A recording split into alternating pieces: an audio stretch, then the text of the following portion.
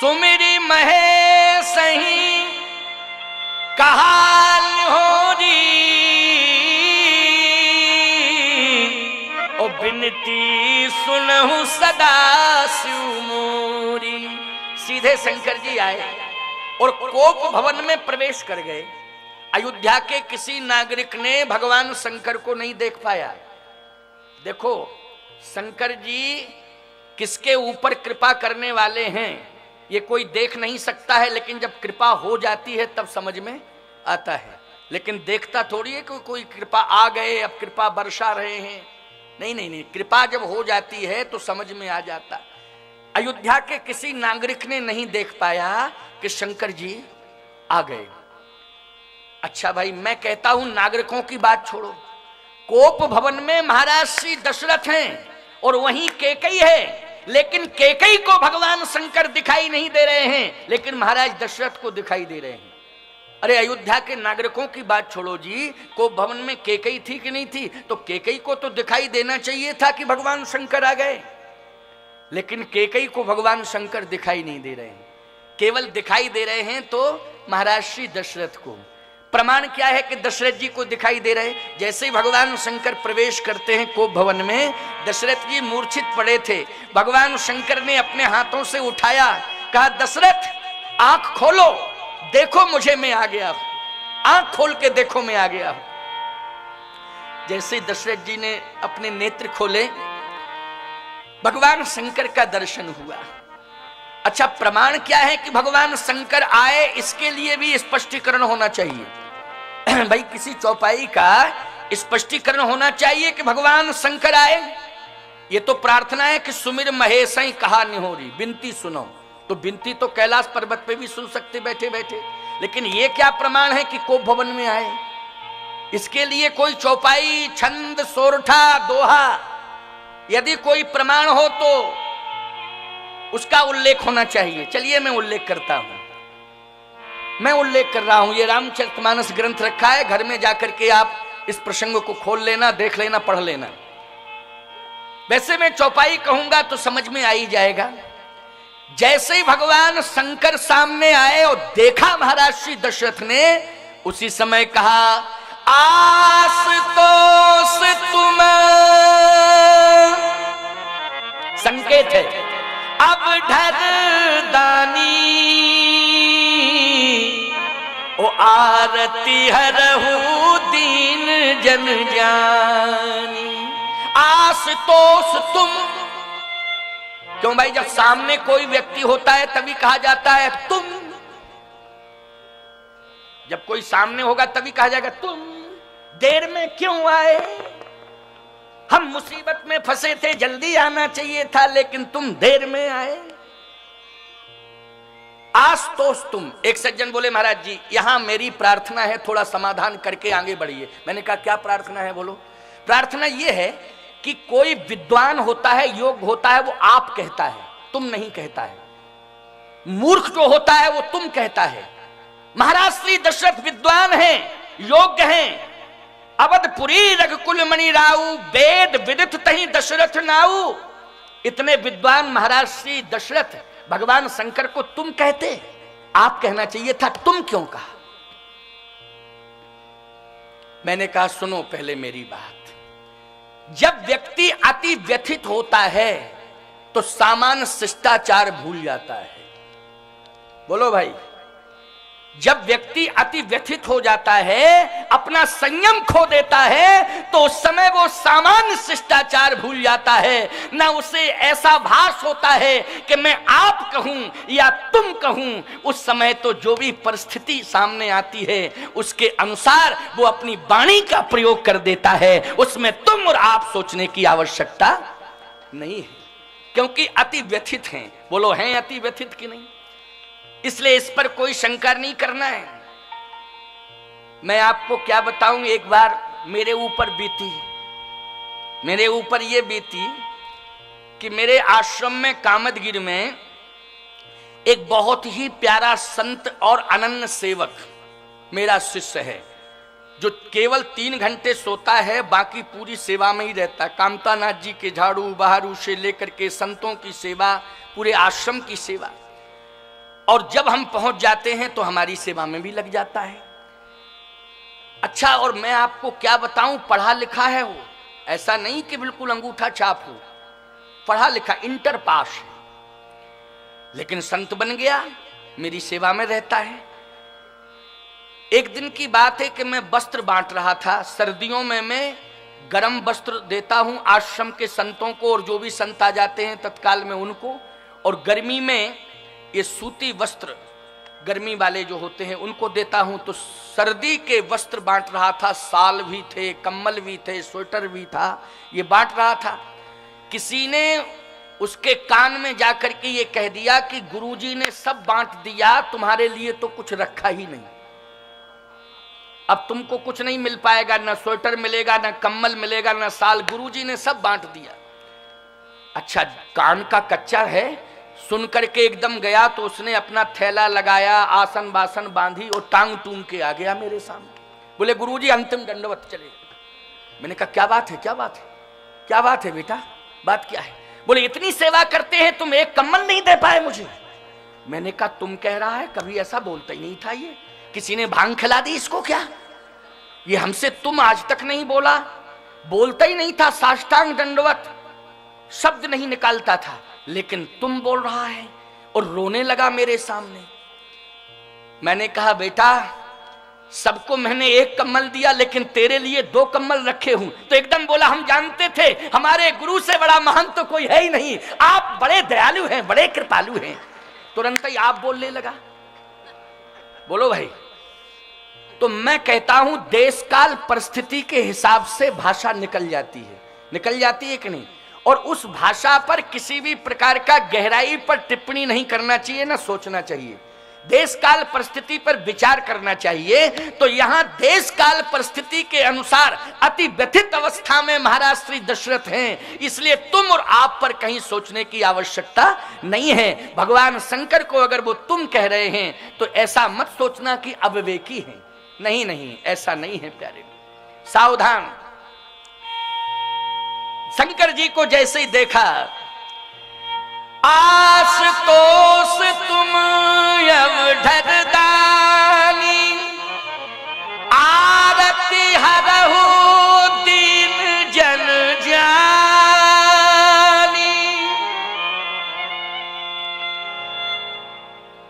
मेरी वेदना को समझिए, मेरे दुख को दूर करिए, मेरे संकट को दूर करिए। हे भोलेनाथ, आपके चरणों में बार बार प्रणाम है। फिर आप कह दिया, कभी तुम कह दिया, कभी आप कह दिया। भगवान शंकर ने कहा धीरज रखो, घबराओ नहीं, मैं आ चुका हूं, घबराने की जरूरत नहीं। अच्छा, चाहते क्या हो? चाहता ये हूं कि तुम प्रेरक सबके हृदय, सोमति राम ही देव, बचन मोर तजी रही ग्रही,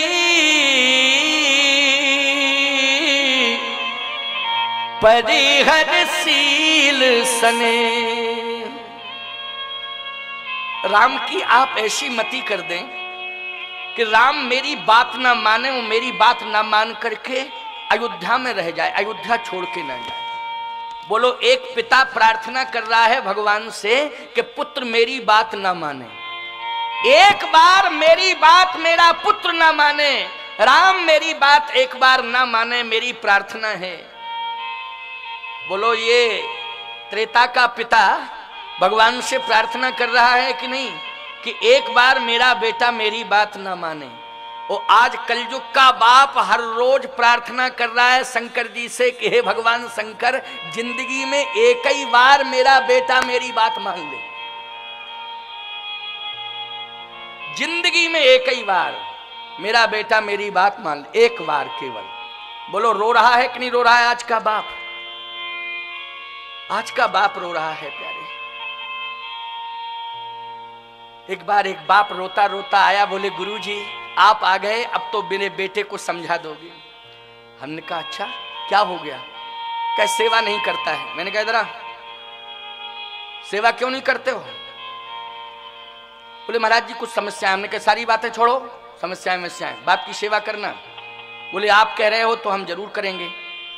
आप कह रहे हो तो मैंने कहा चलो मैं ही कह रहा हूं, बाप को संतुष्ट करो, माँ को संतुष्ट करो, माता पिता की सेवा कर ली तुमने, समस्त तीर्थों का दर्शन हो जाएगा घर में ही, समस्त तीर्थ तुम्हारे घर में ही आ जाएंगे।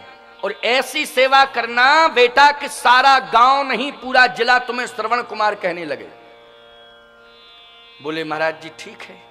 दूसरे साल हम जब पहुंचे तो फिर वो रोके आया बाप। मैंने कहा आप क्यों रो रहा है, तेरा बेटा तो सेवा करता है। बोले कहाँ महाराज सेवा करता है, आपकी बातें ही नहीं मानी उसने। मैंने फिर बुलाया, मैंने कहा क्यों, अगर तुझे नहीं माननी थी बात तो उस समय इनकार कर देता। हाँ हाँ हाँ हाँ करता गया। मैंने कहा था माता पिता की सेवा करना और ऐसी सेवा करना कि पूरा जिला ये कहने लग जाए कि ये श्रवण कुमार है। तूने ऐसी सेवा क्यों नहीं की, तूने मुझे भी धर्म संकट में डाल दिया। बोले महाराज जी क्षमा करना, इसमें मेरी कोई गलती नहीं है, गलती इन्हीं की है। कहा हमने कहा इनकी क्या गलती माता पिता की। बोले हम श्रवण कुमार बनने को तो तैयार हैं लेकिन माता पिता अंधे तो हों।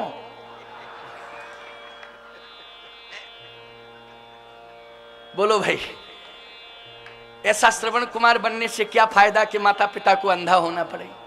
अरे श्रवण कुमार के माता पिता तो स्वाभाविक अंधे थे, क्यों भाई, उनको अंधा थोड़ी किया गया था।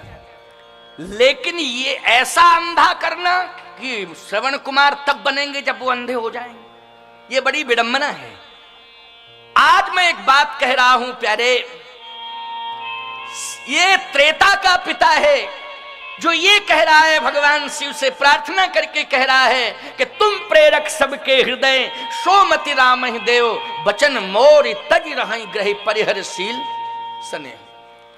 एक बार मेरा बेटा राम मेरी बात ना माने, भगवान शंकर ने कहा ठीक है हो जाएगा ऐसा। भगवान शंकर के हृदय में भगवान राम बैठे, उन्होंने तुरंत धक्का दिया। बोले बाबा सब गड़बड़ हो जाएगा, क्या कह रहे हो, सब गड़बड़ हो जाएगा, क्या कह रहे हो, आप ऐसी मति करोगे मेरी, और आपकी अवज्ञा मैं कर नहीं सकता हूं। यदि आप आदेश दे दोगे तो मैं पालन करूंगा, लेकिन गड़बड़ हो जाएगा सब। भगवान शंकर ने कहा क्या गड़बड़ हो जाएगा। भगवान राम ने कहा मेरी इच्छा अयोध्या में रहने की नहीं है, मेरी इच्छा अयोध्या में रहने की नहीं है, मैं बन ही जाना चाहता हूं। मैं अयोध्या में रहने के लिए नहीं आया हूं, मैं अयोध्या पति बनने के लिए नहीं आया हूं, मैं वन में रहने के लिए आया हूं, मैं वन वन भटकने के लिए ही आया हूं, और वन में जाकर के गिरवासी वनवासियों का उद्धार करने के लिए आया हूं। मुझे राजमहलों में नहीं रहना है, अगर मुझे राजमहलों में ही रहना होता तो मैं बैकुंठ छोड़ के नहीं आता।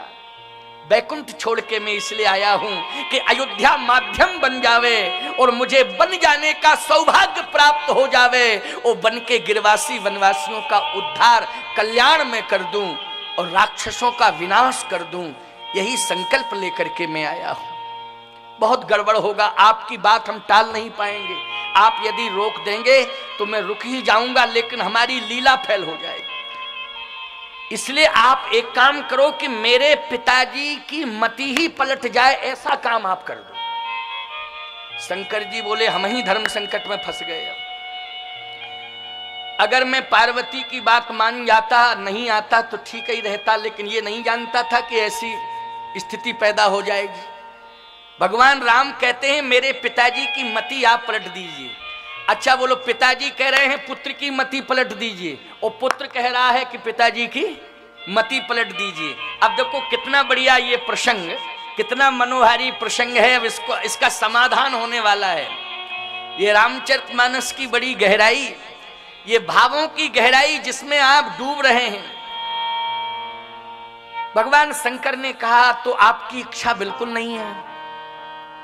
भगवान राम ने कहा नहीं, मेरी इच्छा नहीं है।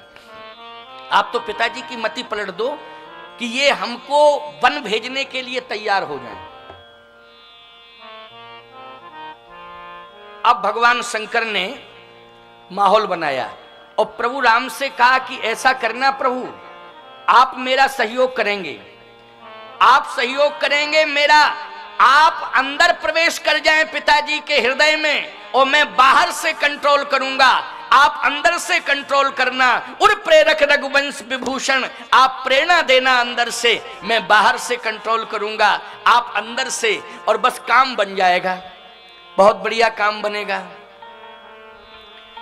शंकर जी ने कहा कि तो मैं प्रयास करता हूं, लेकिन आप प्रवेश तो करें। भगवान राम ने कहा मैं प्रवेश कर रहा हूं, हृदय में प्रवेश कर रहा हूं, लेकिन आप बाहर से कंट्रोल करें। अब बाहर से कितनी बढ़िया भूमिका बन रही है समझना।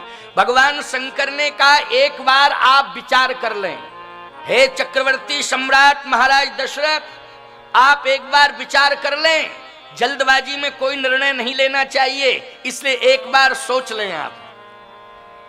यदि आप राम को अयोध्या में रोकेंगे तो आपको अपयश मिलेगा, आपका लोक परलोक बिगड़ जाएगा। महाराज श्री दशरथ ने लोक परलोक को दांव पे लगा दिया। महाराज श्री दशरथ ने कहा अजस होय जग सुजस नसाऊ, और नरक परोबर सुरपुर जाऊं। भले ही लोक में मेरी अपकीर्ति हो जाए, मेरा परलोक भी बिगड़ जाए, मुझे नरक मिल जाए, मैं नरक जाने को तैयार हूं, मैं अपयश लेने को तैयार हूं, लेकिन मैं राम को वन भेजने को तैयार नहीं हूं। अब बताओ भाई, लोक परलोक को दांव पर लगा दिया, अपयश लेने को तैयार हैं। अब भगवान शंकर ने कहा गुंजाइश ही खत्म हो रही, अपयश लेने को तैयार हैं, लोक परलोक को दांव पे लगा दिया। अब धीरे से भगवान शंकर कहते हैं प्रभु श्री राम से आप क्या कर रहे हो, असर तो कुछ हो ही नहीं रहा है, असर तो कुछ हो ही नहीं रहा है, आप कर क्या रहे हो। भगवान राम ने कहा धीरे धीरे असर होगा, अभी तो मैंने प्रवेश किया है, अभी पावर सप्लाई नहीं की, अभी प्रवेश किया है, अभी जब मैं पावर सप्लाई करूंगा तभी ना परिवर्तन होगा, लेकिन आप बाहर से कंट्रोल तो करिए। उसी समय भगवान शंकर ने फिर कहा एक बार और विचार कर लो महाराज दशरथ, जल्दबाजी में अपने धर्म को नष्ट मत करो, आपके रघुवंश की परंपरा क्या है उस पर विचार करो, आप अपने व्यक्तित्व पर विचार करें। महाराज श्री दशरथ ने कहा मैंने विचार कर लिया है, मैं सत्य कह रहा हूं, कहूं सुभावना छल मन माही, और जीवन मोर राम बिन नाही। मैं सत्य कहता हूं कि राम के बिना जिंदा नहीं रह सकता हूं, राम के बिना मैं जिंदा नहीं रह सकता हूं, इसलिए राम चले जाएंगे तो मेरे प्राण निकल जाएंगे। महाराज राम को अयोध्या में रोको, मेरा लोक परलोक बिगड़ जाए, मुझे नरक मिल जाए, इसकी चिंता नहीं है, रोको रोको रोको। भगवान राम ने कहा महाराज आप कंट्रोल नहीं कर पा रहे हैं। शंकर जी बोले अंदर से दबाव तो बनाओ आप। अब राम जी ने दबाव बनाया, कैसे बनाया। महाराज श्री दशरथ से भगवान शंकर ने कहा अच्छा एक बार मैं एवमस्तु कहूं, इसके पहले सोच लो, मैं एवमस्तु कहने वाला हूं लेकिन फिर सोच लो, एक बार मेरे कहने से सोच लो। अच्छा जैसे काम मेरे कहने से सोच लो, तो महाराज श्री दशरथ ने नेत्र बंद किए। देखो ये सोचने की मुद्रा होती है, नेत्र बंद किए, और नेत्र बंद करके जैसे ही सोचने लगे तैसे ही भगवान राम ने अपने पिता महाराज श्री दशरथ के हृदय में एक रील चला दी, इतिहास की रील। और जानते हो वो इतिहास की कौन सी रील थी। शिवी ददीच हरिश्चंद्र नरेशा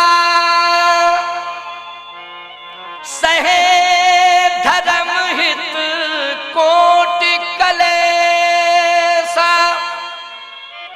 महाराज शिवी, महाराज ददीच और हरिश्चंद्र, इन तीनों का स्वरूप दिखा दिया अंदर, क्योंकि नेत्र बंद किए, हृदय में रील चल रही थी।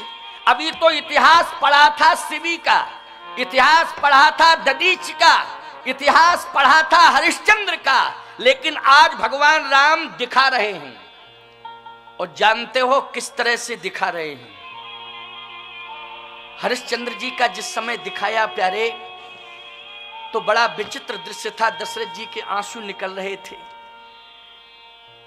हरिश्चंद्र जी काशी के बाजार में बिक जाते हैं और एक डोम के यहां स्मशान घाट पर डोम की आज्ञा से ड्यूटी देते हैं। बोलो, एक राजा जो है डोम का नौकर बनकर के स्मशान घाट पर ड्यूटी दे रहा है, पगड़ी बंधी हुई है, एक लाठी लिए हुए है और डोम की आज्ञा से ये स्मशान पर ड्यूटी दे रहा है, कर वसूलता है। जो भी आता है शव को दग्ध करने के लिए स्मशान घाट पर, उससे कर लेता है। गजब हो गया। कितनी कठिन परीक्षा महाराज श्री दशरथ देख रहे हैं। थोड़ी देर में देखते देखते देखते देखते भगवान राम ने क्या दिखाया कि अपने इकलौते पुत्र रोहित का शव लेकर के तारा दग्ध करने के लिए स्मशान पर पहुंच गई। भारतवासियों, सनातन धर्मावलंबियों, इस बात को बहुत ध्यान से सुनना। धर्म कभी कभी परीक्षा लेता है, सत्य कभी कभी परीक्षा लेता है, लेकिन परीक्षा में खरे उतरना, तभी हम तुमको सनातन धर्मावलंबी कहेंगे। परीक्षा में खरे उतर जाना। आज की कथा बड़ी प्रेरणादायी है। तुम सबको प्रेरणा देने के लिए आज का प्रवचन बहुत ही सार्थक सिद्ध होने जा रहा है। जैसे ही वो शव को दग्ध करने लगी तो हरिश्चंद्र जी आ जाते हैं। खबरदार, बिना कर दिए अगर शव को दग्ध किया तो तुझे जिंदगी से हाथ धोना पड़ेगा। तारा ने जैसे ही देखा अपने पति को तो हाथ जोड़ के प्रणाम करती है और कहती है, भगवान मैं किस रूप में देख रही हूं। मैंने सोने के सिंहासन पर बैठा हुआ देखा था, मैंने सोने के पलंग पर सोता हुआ देखा था, लेकिन आज मैं किस भेष में अपने पति को देख रही हूं। ये कौन सा मेरा प्रारब्ध है? क्या यह दिन देखने के लिए मुझे जिंदा रहना था? आज मैं अपने पति को किस भेष में देख रही हूं। हे विधाता, कौन सा मेरा प्रारब्ध था? आज किस विडंबना को मैं देख रही हूं। प्रणाम करती है और कहती है, स्वामी पहचानो पहचानो, घबराओ नहीं, पहचानो, मैं आपकी पत्नी हूं, कोई दूसरी नहीं, पत्नी हूं। ये आपका पुत्र है, इकलौते पुत्र की ये लाश है। पहचानो, ये पुत्र है, पहचानो, ये पत्नी है। विडंबना ये है कि गरीब से गरीब का भी जनाजा निकलता है तो बोलो 2.5 गज कफन होता है कि नहीं होता है? जल्दी बोलो। लेकिन आज एक राजा के पुत्र की लाश, कफन तक के लिए पैसा नहीं था। ये साड़ी के आंचल को फाड़ करके उसमें लपेट करके मैं लाई हूं शव को दग्ध करने के लिए। इसलिए सोचो, कफन के लिए पैसा नहीं है तो कर मैं कहां से दे सकती हूं। इसलिए क्षमा करो, इसका अंतिम संस्कार कर लेने दो। सबसे बड़ी विडंबना तो यह है कि मां बेटे का अंतिम संस्कार कर रही है। कोई संस्कार करने वाला पड़ोसी नहीं निकला जी। ये इतिहास बोलो, ईमानदारी से बताओ, क्या मां अपने बेटे की लाश को दफनाती है? अरे कोई होता नहीं है तो पड़ोसी होते हैं कि नहीं होते हैं? पड़ोसी नहीं होते हैं तो दूसरे गांव के होते हैं कि नहीं होते हैं? सहयोग करते हैं। लेकिन विश्वामित्र के भय के कारण कोई सहयोग करने के लिए आगे नहीं आ रहा है। बोलो, ये विडंबना नहीं है तो क्या है? महाराज श्री दशरथ बोलो, ये देख रहे हैं कि नहीं देख रहे हैं? इस रील को कौन चला रहा है हृदय के अंदर? भगवान राम। बोलो, चला रहे हैं भगवान की नहीं हृदय के अंदर। और दशरथ जी देख रहे हैं। बोलो, ये इतिहास दिखाने की क्या जरूरत थी? हृदय परिवर्तन करने के लिए। किसके लिए? हृदय परिवर्तन के लिए। ये जो चल रही है रील महाराज श्री दशरथ के हृदय में और भगवान चला रहे हैं। अभी तो शिवी का इतिहास पढ़ा था, दधीच का इतिहास पढ़ा था, हरिश्चंद्र का इतिहास पढ़ा था, लेकिन देखा नहीं था। भगवान आज दिखा रहे हैं। का क्षमा करो, ये पुत्र की लाश, इसका अंतिम संस्कार करने दो। और जैसे ही आगे बढ़ती है तैसे ही हरिश्चंद्र जी ने लाठी दिखा करके रोका। खबरदार, अगर तूने एक कदम आगे बढ़ा दिया और दुस्साहस किया, कहीं तूने पुत्र की लाश को दग्ध कर दिया तो आज तेरी जिंदगी की अंतिम शाम हो जाएगी। आज पुत्र के साथ मां की भी लाश इस धरती पर गिर जाएगी। खबरदार, आगे मत बढ़ना। हरिश्चंद्र जी की इस ललकार को सुन करके महाराज श्री दशरथ के झरझर झरझर आंसू गिर रहे हैं। पैर पकड़ लिया तारा ने, कहा स्वामी कोमल हृदय के थे, करुणा आपके जीवन में थी, लेकिन ऐसी क्रूरता ऐसी कठोरता कैसे आपके जीवन में आई, ये मैं नहीं समझ पा रही हूं। आप निर्दयी मत बनो, क्रूर मत बनो, करुणा लाओ हृदय में। मैं दुखियारी हूं, इसलिए मेरे दुख को समझने की कोशिश करो और मुझे इस कष्ट से निवारो, मेरी यही प्रार्थना है। हरिश्चंद्र ने कहा मैं कुछ नहीं सुनना चाहता हूं। तारा ने कहा पत्नी को पहचान नहीं रहे हो, पुत्र को पहचान नहीं रहे हो। हरिश्चंद्र ने कहा मैं पत्नी को पहचान रहा हूं, मैं पुत्र को भी पहचान रहा हूं, लेकिन आज मैं पत्नी का त्याग कर सकता हूं, आज मैं पुत्र का त्याग कर सकता हूं, लेकिन हरिश्चंद्र सत्य का त्याग नहीं कर सकता है, धर्म का त्याग नहीं कर सकता है। इसलिए सत्य और धर्म की रक्षा के लिए मैं पत्नी पुत्र का त्याग करता हूं। मैंने संपत्ति का त्याग किया सत्य और धर्म की रक्षा के लिए, आज मैं पत्नी पुत्र का भी त्याग करता हूं। बोलो ईमानदारी से, संपत्ति पत्नी पुत्र सबका त्याग किया कि नहीं किया हरिश्चंद्र जी ने? किसके लिए किया? सत्य और धर्म की रक्षा के लिए। बस महाराज श्री दशरथ के हृदय में ऐसा परिवर्तन हुआ कि अभागे दशरथ, आज तू पुत्र के पीछे सत्य और धर्म का त्याग कर रहा है, आज तू पुत्र के पीछे सत्य और धर्म का त्याग कर रहा है। भगवान राम ने इशारा किया शंकर जी को, अब पावर सप्लाई हो गया। अब आप थोड़ा सा रिजल्ट लें कि क्या है स्थिति, क्या स्थिति है। भगवान शंकर ने कहा सीताराम। दशरथ जी की आंख खुली, बोलो अब क्या चाह रहे आप, राम अयोध्या में रहें कि राम बन जाएं? दशरथ जी रोते हुए बोले 2 मिनट का मौका और दे दो।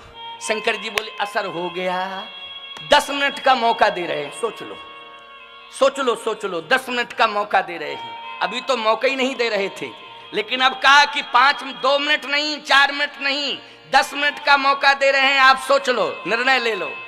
दशरथ जी ने फिर नेत्र बंद कर लिए। शंकर जी ने कहा सीताराम। बोलो अब क्या सोचा? अब आंख बंद नहीं हो रही। जो मन था कि राम जी अयोध्या में रहें, अब वो मन बदल गया, वो मन बदल गया। अच्छा